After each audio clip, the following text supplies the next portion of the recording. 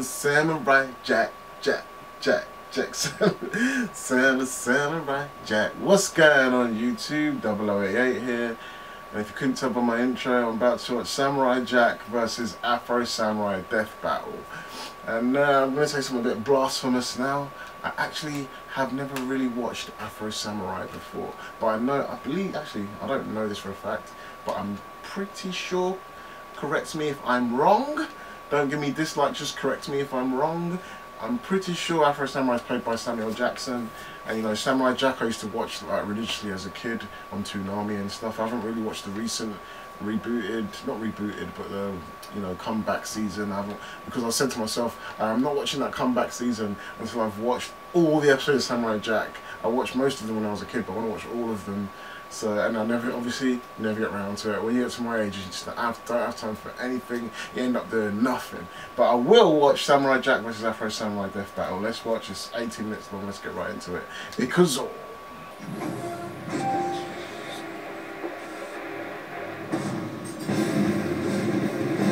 among the soldiers of history, the samurai is one of the most prestigious and dangerous. So let's pit two of the best of them in a fight to the death. Samurai Jack, you sliced him and flying. And Afro Samurai, who's one cold-blooded mother effer. He's Wiz and I'm Boomstick. And it's our job to analyze the weapons, armor, and skills to find out who would win a death battle. Okay, there's the animation. Long ago, in a distant land, Aku, the shape-shifting master of darkness, unleashed an unspeakable evil. But a foolish samurai warrior wielding a magic sword stepped forth to oppose me. I mean him. And that nameless samurai became known as Jack. Jack was out. Jack. Yo, Jack was Jack. Doesn't really strike fear into your enemies. Young Jack was the son of a Japanese emperor who had imprisoned Aku years before. However, upon Aku's return, the emperor and his army were quickly defeated. The last of all hope remained in the hands of his son. Oh, look how small he is! Well, to prep for beating the snot out of Aku, little Jack traveled the world, training with the best of the best. Most notably, he learned horseback riding from a sheikh, staff fighting in Africa, wrestling from gladiators, axe throwing from a Russian boyar, mounted combat from the Mongols, martial arts from Shaolin monks, and archery from freaking Robin Hood! You know, everyone's favorite talking fucks. Ooh, da lolly. Wrong Robin Hood. That's your opinion. Jack's progress was exceptional. At just 8 years old, he defended a whole village from a band of marauders. All before he could even legally drink the good stuff. 17 years later, he was ready for the final boss. He just needed one more thing. His pajamas. No, his katana. Samurai. Katana, pajama, tomato, Alfredo. It's all the same. But before Jack could put his training to good use, Aku pulled a bitch move and zapped him hundreds of years into the future. Animation was really cool in this show. What a waste. Just like when you spend 4 sleepless years struggling through college, and then find out too late that nobody cares about your English major. I thought you graduated from the School of Evil Science or something. Well, you still have to pick a major. Should have chose a more practical one, Wiz, like mine. Anyway, even though he was trapped in the future, Jack stuck to his mission to get back to the past and take down Aku. And he had the right weapon for the job. See, Aku cannot be harmed by conventional means. Thus, a special blade was forged by gods from Norse, Egyptian, and Hindu pantheons. This mystic sword is nearly unbreakable and absolutely incorruptible. I think Samurai Jack's sword is so an extremely effective weapon. It can absorb and redirect energy, including fire, vaporize beings of evil, and slice through nearly any substance, even adamantium. The Wolverine super metal? Why is that there? Probably just coincidental naming, but it is shown to be stronger than steel. Of course it is. So the sword's pretty awesome, but so is Jack. He's strong enough to push over this giant pillar, tough enough to survive a fall from orbit, and fast enough to defeat 6 bounty hunters in the time it took for 1 drop of water to hit the ground. By timing the drop, all this had to have taken place in about 1/3 of a second. He's like a ninja samurai. Ninja Mirai. Actually, he is trained in ninjutsu, which probably helped when he was forced to dodge beams of sunlight. For this one in particular, it's clear Jack began dodging after the beam was fired. By examining both Jack and the beam's movement frame by frame, we've concluded his highest reaction speeds must be nearly 70% the speed of light. Damn, that's fast. What can he do? I love how they It's like the calculated dummy based has the on power that. to fly This is or probably something. just an animation Jack skip, can't fly, skipping a but few he did frames. learn how to Jump hard. Death battle. yes, that. By strapping a Fair giant enough, boulder man. on his back, which You gotta work with his what you height can see, considerably, you know what I mean? 39 tons, Jack learned how to leap high enough to clear these trees. Crouching tiger, hidden samurai. These trees are pretty big, and this jungle has a bunch of these ugly baboons running around. And if I were a betting man, which I am, I'd say that this is the African rainforest, where the average tree is about 130 feet tall. Dibs on Jack from my basketball team. Guys got hops. We haven't like even mentioned the Spider-Man. time he survived several exploding missiles with his friend, the Scotsman. Why does he look so familiar? Well, I like him. With so much talent, it was only a matter of time until Jack found his way home and defeated Aku once and for all. He won a Grand But Tour it tour and took a lot transformed longer into a than it chicken. probably should have. 50 years, in fact. Yeah, good thing time travel makes you stop aging for some reason. But Jack's a good-hearted soul, like a Boy Scout who hasn't discovered Twitter yet. He can be pretty gullible when it comes to more devious opponents. Also, he continues to prolong his lonely journey over and over, just because he frequently puts the needs of others before his own. Still, the forces of evil should watch out for Samurai Jack. Watch out! Samurai Jack. Watch out! Who else wants some? The stories that Hey, surround the Afro two Samurai. secret I need headbands to are watch as this, many as man. the men who died in their pursuit.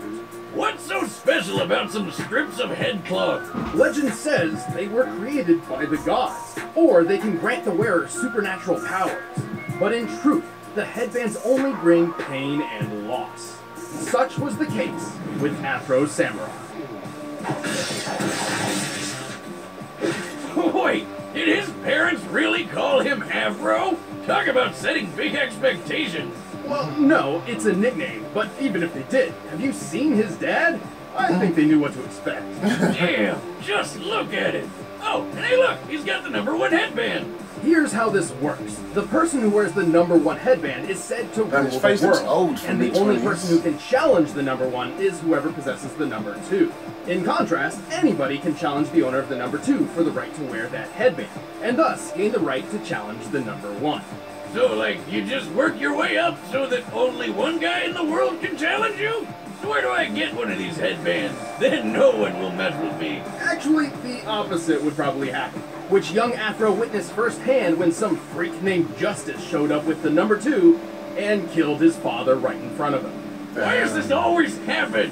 You know, I always thought parenting was the hardest thing about being a dad, but at this point, I think it's just actually staying alive if your kid's never going to do anything great. Or just sticking around for them. Despite knowing that he was effectively creating a future challenger, Justice left Afro alone to mourn his loss.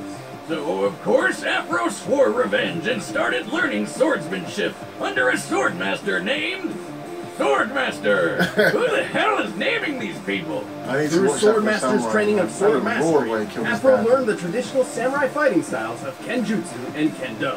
Kenjutsu is all about how to kill an opponent as fast as possible, while Kendo is more about discipline and being zen and stuff. Naturally, Afro preferred the more kick-ass one. Right, Swordmaster's goal was to refine Afro's body and mind, instilling upon him a sense of honor, or bushido. But that didn't quite mesh with Afro's thirst for vengeance. So when he found out that Swordmaster had the #2 headband all along, he knew what he had to do. Oh. And Spoiler now alert. he could take down the guy who killed his dad. Oh, right. Alongside his new friend, / burden, Ninja. Oh, come the f*** on! Where'd this guy come from? Now don't we look like shit? How you been, man? Well, it's not entirely Oh, clear. he's Samuel there, Jackson. But at the same time, No, you not lot must have corrected the Ninja hell out is of me. believed to be the guardian of the #2 headband. But all he ever really does is talk, and talk some more. He got arrows and grenades and shit. You ain't got no chance, dude. Though it's also possible Ninja is simply a Sure, figment most of Samuel Afro's Jackson will play mind, this brought guy. about by He's too psychological stoic. stress. You know, I have an imaginary friend. Aren't you a little old for that? Not for Al Gundy. He's a gun who also talks to me. He tells me to do stuff. Okay. Anyway, to be honest, calling Afro a samurai is a bit misleading. He's actually more akin to a ronin, a samurai with no master.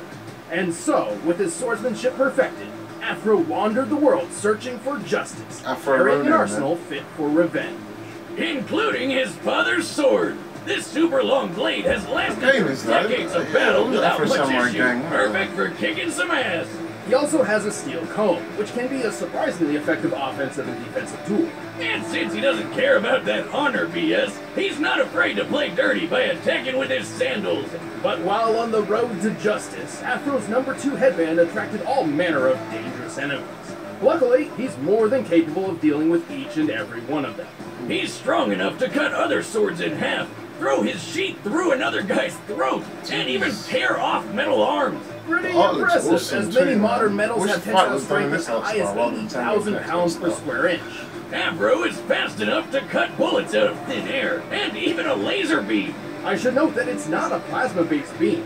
It bounces off reflected surfaces, doesn't explode upon contact, and it's literally labeled a laser. This means Afro blocked a beam that moved as fast as light, more than 670 million miles per hour. Get this, that laser beam came from a robot version of Afro. Talk about metal! What? This Afro droid could easily smash up a car, and this RPG that fragmented a giant cliff face. RPG in my backpacks!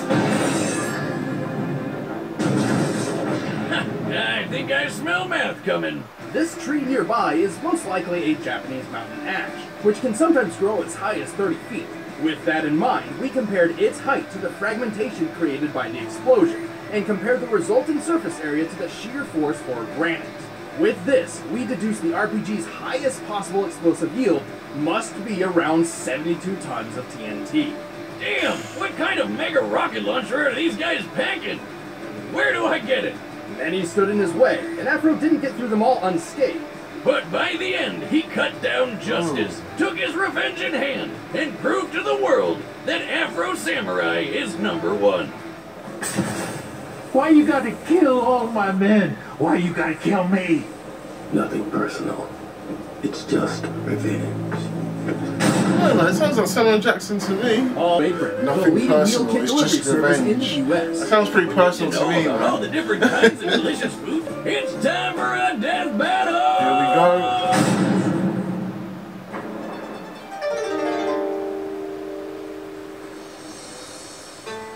go. Nice animation.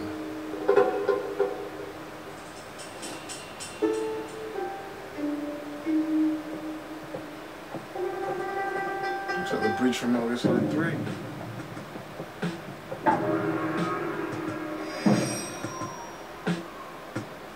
Your sword smells of blood.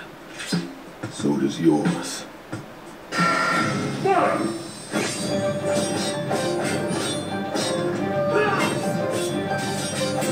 Sick.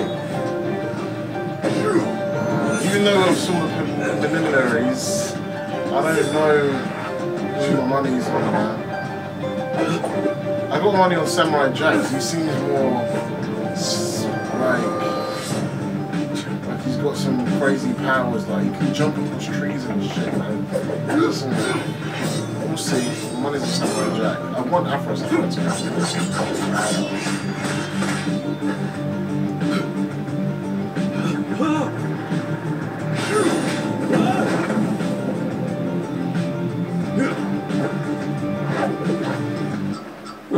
You jumped good. Oh, thank you? Jumping, really good.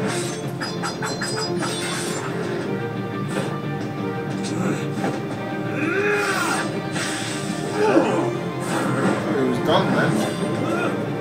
It's a cool animation, man.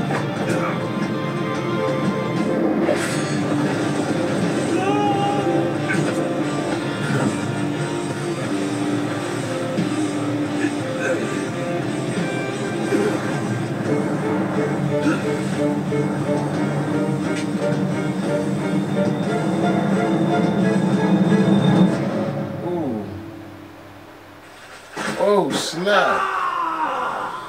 Snap. Nah, that was gruesome. Oh snap.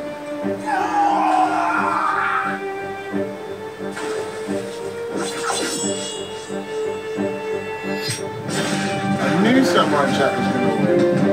I just knew he had some more crazy powers. He deals with these demons. Samurai Jack. Watch out! KO! So, He like, gonna win. is he gonna get his arm back, or?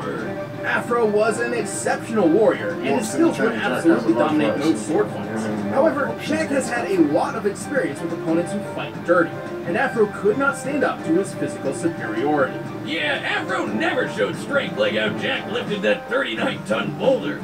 Jack could react as fast as 70% the speed of light. Afro did block that light speed laser beam, but based on the distance between him and the Afro droid, he only needed to react around 21% the speed of light to do this, still putting him at impressive relativistic speeds, but not even half as quick as Jack. Also, while Afro survived that mega-sized RPG explosion, don't forget how Jack survived a fall from orbit.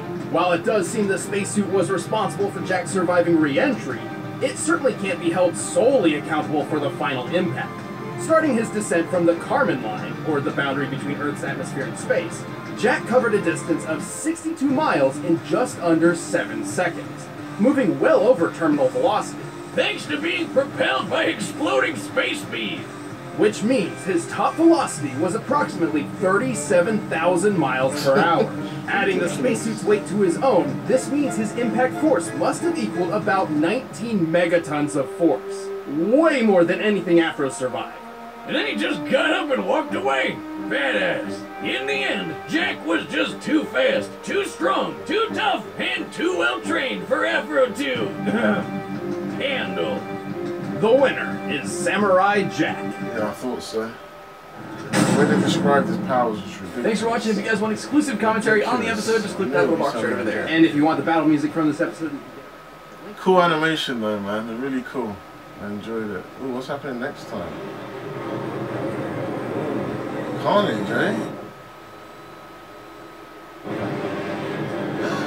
Oh shit! It's that chick from Elfin Lied.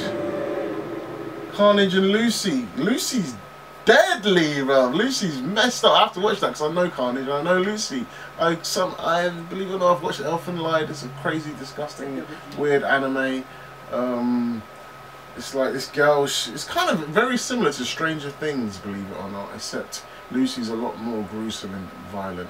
Like she literally just cuts the limbs of people like she's cutting butter with a hot knife. Like literally just she just walks around doing it with her eyes closed, cutting people's limbs off like she's cutting up butter. It's just pretty gross. You can't even see the crazy little psychic hands that do it. Yeah, I'm gonna check out Lucy versus Carnage. Anyway, that's my reaction to Samurai Jack vs Afro Samurai. I hope you enjoyed it. If you liked it, give me a like, subscribe. Let me know what you guys think in the comments below. Hit the notification bell for notifications, and I'll see you again. Peace.